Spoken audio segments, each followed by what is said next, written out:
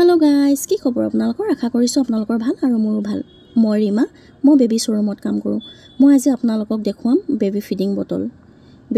বটলত কি বেনিফিটস থাকিব লাগে বেবি ফিডিং বটল কিমান মান্থৰ পৰা ইউজ কৰিব লাগে আৰু বেবি ফিডিং বটলত কি বেনিফিট আছে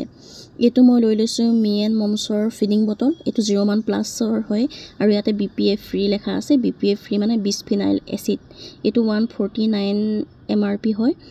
বিসফিনাইল এসিড হৈছে এবিধ এসিড যোনবিধ আপোনাৰ প্লাষ্টিকত ইউজ কৰা হয় যোনটো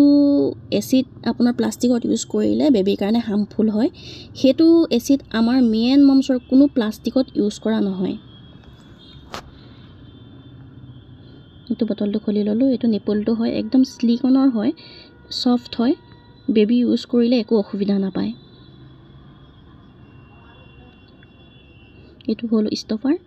আৰু ষ্টপাৰটো কি কাম আছে মই আপোনালোকক কৈ আছো এতিয়া মই বটলটোত অলপ পানী ভৰাই লৈছো আপোনালোকক ষ্টপাৰটোৰ কামটো দেখুৱাবৰ কাৰণে এটো এনেকে ঢাকনখন বন্ধ কৰি ললো বটলটো ভালদৰে টানকে বন্ধ কৰি লমু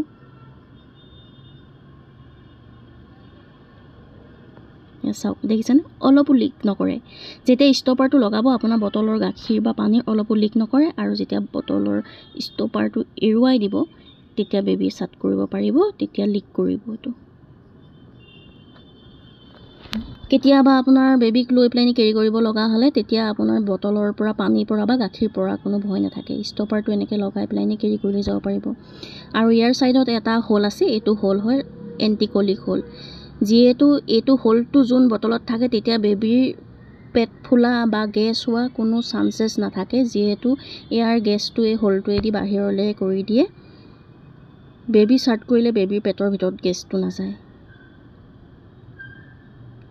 যেতিয়া আপুনি ফাৰ্মেসি বা ষ্টৰৰ পৰা বটল লব তেতিয়া এই দুটা কথা হোদা বহুত প্ৰয়োজন হয় এই দুটা কথা সুধিব যে এটো বিপিএফ ফ্ৰী বটল হয় নে নহয় আৰু এটো এন্টিকলিক